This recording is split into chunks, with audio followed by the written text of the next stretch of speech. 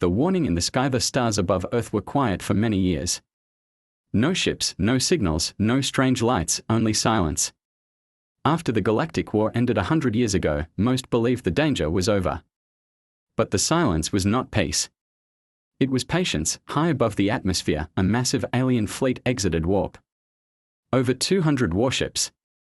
Their dark, spiked hulls reflected no sunlight. The largest ship bore the mark of the Drakari Dominion, an empire once defeated by Earth's forces long ago. Inside Earth's orbital station, Commander Dale stared at the alert screen. Red lights flashed. Sirens blared. But his face stayed calm. He pressed a button. Send global alert. Protocol Iron Shield. Full defense grid online. Across the planet, ancient systems came to life. Missile silos opened. Laser satellites locked on. Deep-sea submarines activated quiet mode. The world knew this day would come again. The Drakari thought Earth was weak now. Soft. Peaceful. They thought humans had forgotten war. They were wrong. On the bridge of the lead Drakari vessel, General Varnes gave a toothy grin. We left Earth broken. We will take it back with fire. Beside him, a younger officer hesitated. Sir, are we sure this is wise? Their history speaks of. Varnes slammed his clawed fist into the console. History is dust. This time, they will kneel. The invasion began with a warning broadcast. We are the rightful rulers of Earth. Surrender, and we will be merciful. But no surrender came. Just silence. Commander Dale stood before Earth's United Defense Council. Every nation's leader listened as he spoke. They think we've forgotten how to fight, Dale said. But every child on this planet knows what happened last time. And we've been preparing. Quietly. Efficiently. Let them come. In the shadows of Earth's moon, hidden warships powered up. Cloaked satellites aligned. The Black Protocol, a defense program known only to the highest ranks, was activated. The Drakari ships entered Earth's lower orbit. Their weapons charged. Civilians ran for shelters. Cities locked down. Still, Earth did not respond. Not yet. That was the first mistake the Drakari made. Thinking silence meant fear, they launched the first strike. Energy beams lit the skies over Europe. Explosions rocked the ground. Fires spread, but something strange happened. The beams didn't hit their targets. They curved, diverted by invisible barriers. The Drakari watched in confusion as their weapons failed. Then came the second mistake. They didn't retreat. From beneath the oceans, black submarines rose. From mountain bunkers, hypersonic jets launched. And from Earth's moon, a weapon woke, one built in secret, forged from old war ruins and new human ingenuity. It was called the Hammer. The moment it fired, the stars themselves seemed to blink. One Drakari warship vanished in a beam of white-hot light. Then another. And another. The Drakari fleet panicked. Where did they get this power? Why weren't we told? They were just supposed to be primitives. But Earth had not stayed primitive. It had prepared. Silently. Thoroughly. With purpose. Down on Earth, in a hidden base beneath the Arctic, a group of older soldiers watched the battle unfold. One of them, a grey-haired woman, sipped her coffee. They came to reclaim Earth, she said. Guess they forgot why we are called Deathworlders. And she smiled, because Earth didn't need to start wars. It just finished them. The skies above Earth turned dark, not because of clouds, but because of them. The black ships rose from the shadows. Coated in stealth alloy and powered by silent fusion cores, these war machines had no markings, no names, and no mercy. They had been built in secret after the last war. Only a handful of people knew they existed. Now, the world would remember. On board the command bridge of the lead black ship, a man named Reed stood straight, his hands behind his back. His face was calm, but his eyes burned cold. Enemy ships. Confirmed. Fire at will. Without sound, dozens of missiles launched. Laser beams followed. Each shot moved with perfect precision. No wasted energy. No hesitation. High above, the Drakari fleet tried to regroup, but their communication systems were jammed. Their targeting systems glitched. Nothing made sense. What "Is this tech?" one of their officers shouted, but General Varnes ignored the fear. "Keep firing. Overwhelm them." They did. Thousands of plasma rounds were unleashed. Whole clusters of bombs dropped toward Earth. But none reached their target. Earth's defense satellites, once thought abandoned, created a shield grid strong enough to repel meteors, let alone alien weapons. Then came Earth's second move. From the other side of the moon, 6 more black ships decloaked. These ones were larger, heavier. Their hulls were made from a metal that even the Drukhari couldn't scan. One of them, nicknamed Iron Dawn, carried a weapon never tested in combat. Until now, Reed gave the command. "Iron Dawn, release Echo Lance." The front of the ship opened like a flower. From within, a glowing rod fired into the enemy fleet. The rod split into dozens of smaller projectiles mid-flight, each one tracking a different ship. In just 9 seconds, 17 Drukhari ships were destroyed, the rest scattered. "Regroup. Regroup," shouted Varnes.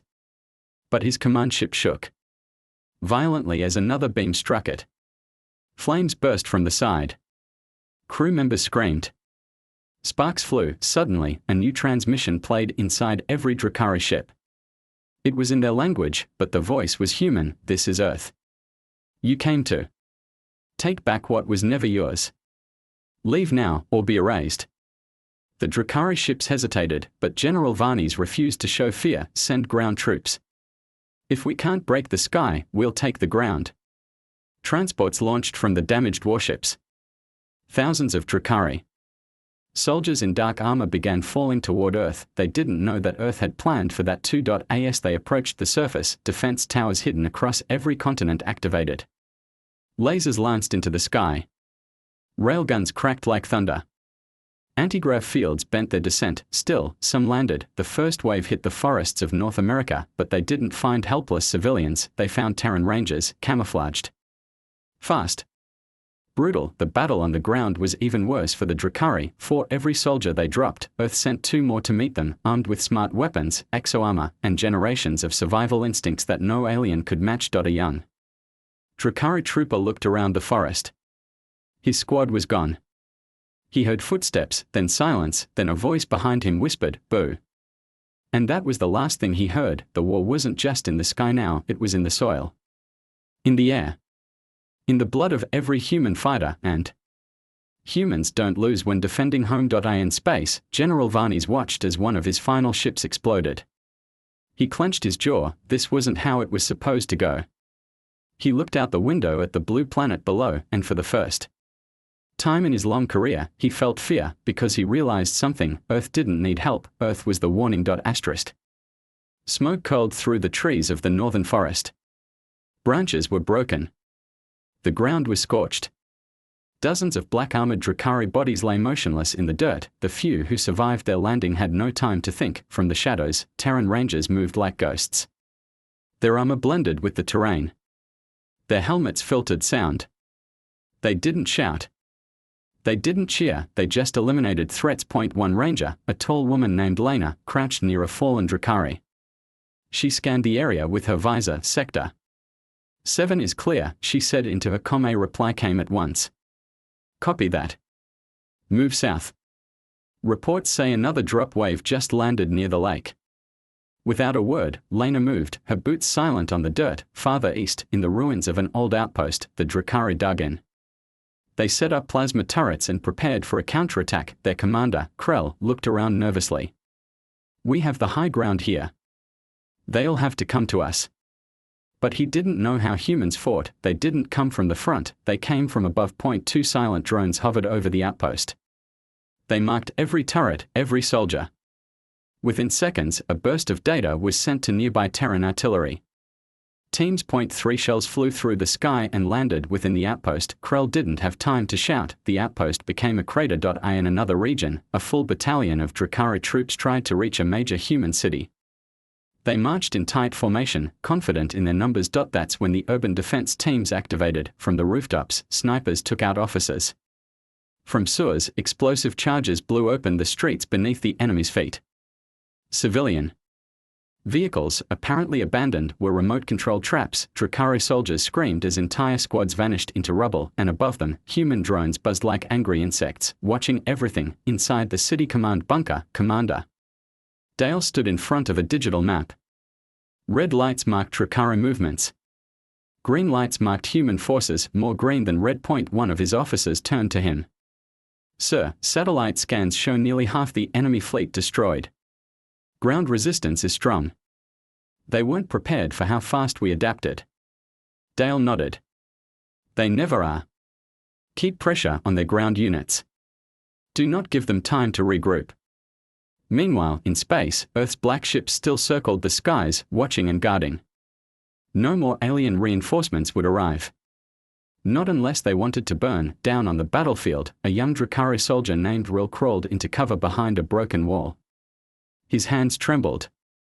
His weapon was half melted from a defense turret blast. He looked up at the cloudy sky and whispered. "They said this world would be weak," a deep voice answered from the shadows. "They lied." Rill turned. A human stood a few steps away, armored head to toe, visor glowing red. The human didn't raise his weapon. He didn't need to. A moment later, Rill was unconscious, captured. Alive. A message, because sometimes mercy was more terrifying than death. The Drakari command ship still hovered in low orbit, badly damaged but not destroyed. Inside, General Varnes watched the battle unfold with disbelief. His strongest ground units gone. His warships falling. His strategy useless. And then, a signal. An open broadcast from Earth's Defense Command. A simple message: "We don't want war. But we won't run. You came to take Earth. You thought we were soft. You were wrong." The message ended. No threats. No demands, just truth. Varnes stared at the screen for a long time. He turned to his second-in-command and growled, "Prepare the final weapon. If we can't win this world, we will destroy it." His officer hesitated. "Sir, if we do this, we leave nothing for us. No victory. No survivors." Varnes's eyes narrowed. "I didn't come this far to lose." But in that moment, deep in his mind, even he began to wonder, had they truly understood what humanity had become? High above the Earth, inside the damaged Drakari command ship, General Varnes stood before a glowing console. His hands hovered over a weapon system labeled only in ancient Drakari text and fire. It was a doomsday weapon. A planet breaker, not built for conquest, built for erasure. His second-in-command, a younger officer named Taylor, stepped forward. "Pale, General. This will destroy the planet's surface. Their people. Their cities. Everything." Varnes didn't look at him. "And their pride." Taylor whispered, "And ours." Down on Earth, Commander Dale received the latest readings. A strange energy spike had appeared in orbit, far beyond normal weapons. He knew instantly what it meant. He pressed a secure channel. "All major cities, activate arc shields." Code red. Across Earth, deep in the bedrock under each major city, ancient machines rumbled to life. These were not weapons, but shields. The arc system, a last resort planetary defense built generations ago, energy domes appeared over the cities. The skies shimmered with light. Civilians watched from bunkers, silent, afraid, but trusting. In the Arctic command bunker, Dale stared at the screen. "If they fire that weapon," he said softly, "we won't stop it. But we will answer." And Earth had an answer. From a base deep beneath the Pacific Ocean, a ship began to rise. Not black. Not sleek, silver. This was Earth's most secret weapon, the Aegis. Unlike the black ships, it carried no offense systems. Its job was to intercept, absorb, and reflect. As it reached orbit, it locked onto the source of the Drakari energy surge. Inside the Drakari ship, Taylor stepped back from the console. "We can't do this, sir. They are not broken. They are prepared." Varnes's eyes were wild. "We are the Dominion. We take what we want." He slammed his fist down. The end fire system activated. A glowing sphere formed at the ship's core. Energy swirled. The countdown began, 60 seconds, but Earth didn't wait. From the Aegis, a pulse was released. Not an attack, but a field. A null-wave.it reached the command ship in 7 seconds. Inside, lights flickered. Screens went dark. Power drained, the countdown stopped at 14 seconds, screams filled the command bridge, Varney stared at the blank console. What happened? Taylor turned to him, cold. They shut it down. They stopped us. Varney's charged at him. You weak coward. We are not finished. But before he could strike, the floor trembled, the ship was being pulled from above, the Aegis had locked onto the Drakari flagship with a grav beam. It began dragging the massive vessel toward Earth's orbit, slowly, without pause. Back in the city command center, Dale received the data. Are we capturing them? A young officer asked. Dale shook his head. We are not taking prisoners. We are making a point. Above the world, the black ships joined the Aegis. They moved in tight formation, surrounding the Drakari command ship like wolves circling prey. They opened a channel. This is Earth, the transmission said. You brought war. You brought fire. You planned to burn our home. But you forgot this is our home. The Aegis released a focused energy beam, not to destroy, but to cut. Sliced cleanly through the command ship's engines, then the black ships fired. Not at the hull, but at space around the ship. The vacuum fractured. A controlled spacefold opened, pulling the crippled Drakari ship into it. The ship would not crash. It would drift in the dark. Forever, Varney screamed as his ship began to spin. You can't do this. We are the Drakari. The reply was simple, not anymore. Silence returned to space. The last Drakari ship powered down and surrendered. On Earth, the shields lowered. Across the globe, humans stepped out of bunkers. Soldiers laid down arms. Children looked up at the stars. They were safe, and they knew now, more than ever, Earth was never weak. The mistake the Drakari made would be remembered forever. The stars were quiet again, but now, they were watching. Across dozens of alien worlds, news spread fast. A fleet had gone to Earth. Thousands of soldiers. Hundreds of warships. A planet breaker weapon, and they failed. Worse, they disappeared. The name Earth echoed through hidden comms and private meetings. For many, it was a warning. For others, a mystery. But no one dared to speak of it openly, not after what happened. On a trade station near the core, a council of neutral species gathered. They watched footage, black ships rising, precision strikes. A single message broadcast on all channels. One ambassador, an old feathered being, whispered, they didn't destroy the enemy. They humiliated them. Another replied, they made an example. And a third said, they showed what happens when you try to take Earth. On Earth itself, the cleanup had begun. Fires were put out. Wounded were treated. Shelters opened. To daylight once more, the world had survived, but it had also changed. In the Arctic Command Center, Commander Dale stood before a large map of the galaxy. Red zones marked past enemy strongholds. New yellow signals showed curious probes now watching Earth system. He knew what they were thinking. Should we test them too? He smiled. Let them wonder. Across Earth's orbit, the black ships remained. Not attacking. Just waiting. Their job wasn't over. They were no longer a secret. Now they were a symbol. A warning written in metal. Back at the crash site of one Drakari dropship, Lena and her squad patrolled the ruins. She crouched beside a wounded alien and offered him water. He stared at her in shock. You show mercy. Lena answered quietly, we don't enjoy killing. But we protect our home. And when you came here, you weren't a visitor. You were a threat. The alien bowed his head. We didn't understand. No, she said. But now you do. On the moon, the Aegis stood docked near a hidden repair station. Engineers worked in silence. Above them, a single banner hung on the wall, a faded image of Earth with one phrase in bold letters, never again. The Aegis had done its job, but its true purpose had only just begun. Elsewhere in the galaxy, on a planet once allied with the Drakari, a small alien boy asked his elder grandfather, is it true that Earth beat them all? The elder nodded. Not with numbers. Not with size. With something greater. What? The elder looked to the sky and whispered, well, humanity's will had shaped the stars before. It had now reminded them. Why it must never be challenged again. Inside Earth's Grand Assembly Hall, leaders from every nation stood together, something rare in the past. Flags of every color waved side by side. Commander Dale addressed them all. We stood together when the stars tried to take what was ours. We didn't just survive, we stood strong. We stood proud.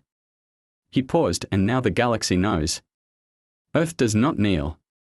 A storm of applause followed. Cameras across the globe captured the moment. Broadcasts in dozens of languages repeated it again and again, and somewhere, far beyond the nearest stars, others listened. Some with fear. Some with respect. Some with envy, but all with one thought: Earth rose, and Earth remembers.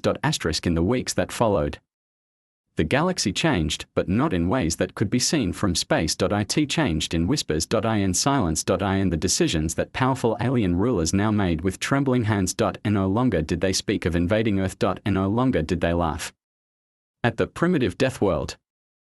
They remembered the fleet that vanished, they remembered the black ships that flew without warning, without sound, without mercy, and they remembered the message: this is our home. You tried to take it.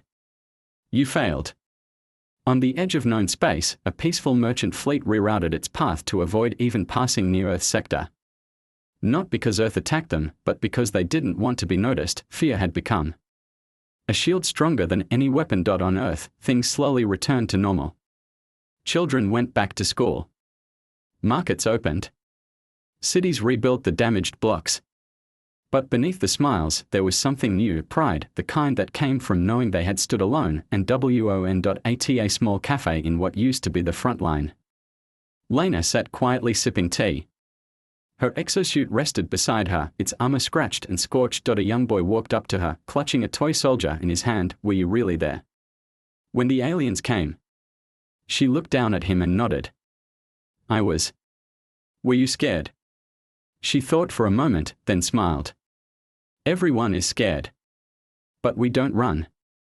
We protect. The boy's eyes lit up. I want to be like you. Lena handed him a small pin from her shoulder: Earth's defense crest, then protect what matters. That's all we do. Elsewhere, in orbit, a secret meeting took place aboard the Aegis. Commander Dale, now promoted to Supreme Defender, stood before a council of Earth's top minds: scientists, strategists, engineers. We can't wait for the next attack, Dale said. This time, we make sure it never comes. The scientists nodded. Plans were already in motion: faster ships, sharper weapons, smarter defenses, but also, something more important, alliances. Earth had stood alone once. It wouldn't again. Across the stars, smaller species had watched what happened. Many had once feared humans for being unpredictable, too emotional, too aggressive, but now they saw something else: discipline, unity, power, and they wanted that kind of protection. Earth began receiving messages, quiet requests for talks, meetings, peace treaties, even from old enemies. Human diplomats traveled carefully, their ships always escorted by 2 black ships. Not as a threat. As a reminder. On a distant world, Taylor, the former second-in-command of the Drakkara fleet, sat in a prison cell built by his own people. He had been blamed for their defeat, accused of cowardice, but he didn't care. He stared at the stars from the small window and whispered to himself, you don't mess with Earth. He had seen the truth. The power. The restraint, and the wrath. In a hidden lab back on Earth, engineers worked on something new, something they called Project Arkborn. It wasn't a weapon. It was a fleet, not for conquest, for defense of others, because now, humanity understood, if Earth could stand alone, then maybe it could also help others stand too. But make no mistake, the galaxy now moved around Earth, not over it, and every planet, every empire, every species remembered the lesson carved into the stars: you can challenge anyone in the galaxy, but never challenge the homeworld of humanity. Earth had scars, some cities still had broken buildings. Some forests still showed burn marks. Some families still had empty chairs at their tables, but Earth stood, and more importantly, Earth changed. The attack that had been meant to crush humanity had awakened it. The black ships now patrolled not just above Earth, but near allied systems. Earth was no longer silent. It spoke with action. It showed that strength wasn't only about firepower, it was about will, unity, and memory inside Earth's newly built Unity Station, leaders from a dozen alien species sat around a circular table. Flags and symbols lined the room. Cameras streamed the historic meeting across the galaxy. Commander Dale stood at the center. "We are not here to build an empire," he said. "We are here to ensure that no one, no matter how small, no matter how new, will face the same attack we did, alone." One of the alien delegates, a pale, full-eyed diplomat named Yell, spoke softly. "You were Deathworlders. Now you are Guardians." Dale nodded once. "We know what it feels like to be ignored. And we know what it costs to fight back. That's why we'll stand with those who choose peace." But peace, Dale knew, was never permanent. Back in orbit, the Aegis drifted silently beside Earth's moon. Deep inside, a new program was being tested, faster than light sensors. Built not just to detect fleets, but to detect intention. Across the stars, a few still plotted, still hated, still feared the rise of Earth, and one day, someone would try again, but this time, Earth wouldn't wait to be struck. It would be ready. In a quiet valley far from the cities, Lena returned home. Her armor was locked away in a metal case. Her rifle was mounted on the wall. She walked through her garden, her boots touching real soil, not steel. She had done her part. Now she waited, like all defenders do, ready if the call came again. That night, she sat by the fire and stared at the stars above her. Satellites moved like distant stars. She smiled. They tried to take Earth, she whispered to herself. Her dog lay beside her, tail thumping. She looked down, petted it softly, and added, "But Earth isn't something you take. Earth is something you earn." In a dark part of space, drifting beyond charts, a wrecked Drakari ship floated among debris. Its systems were dead. Its hull cracked. And inside, only silence remained. No one came to help, because the galaxy remembered what happened, not just the defeat, but the lesson, and that lesson was written now in every tactical manual, every captain's orders, every child's storybook across hundreds of worlds. Don't invade Earth. Don't challenge humans, and never, ever forget, this is the world that fought back. Asterisk.